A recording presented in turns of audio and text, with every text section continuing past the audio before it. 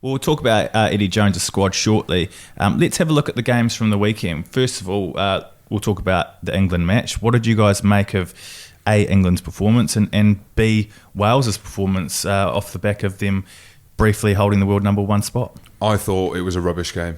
I was bored out of my head watching it, which is a shame, really, because as I said, my appetite for ruggers was back. I watched it and I thought it was crap. I think it was always going to be.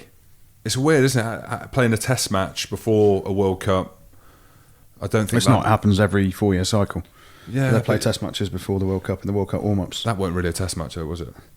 Mate, the level of ruggers was crap. You tell the first caps that wasn't a test match.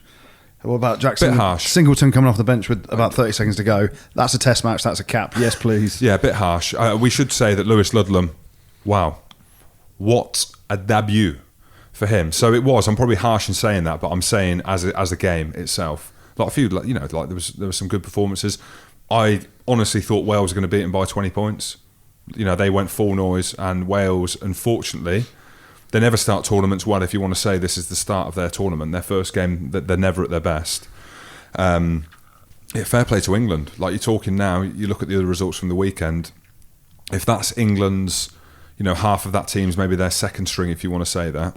There's only 4 guys that started that game that I would say would get in England's first choice team right now. There you go. If there was a World Cup final, so you look at that England team, there's only probably 3 guys that would start in England's best team if it was a World Cup final tomorrow. So Billy and Curry in the back row, and then Elliot Daly in a position, whether it's fullback. Now Watson's back.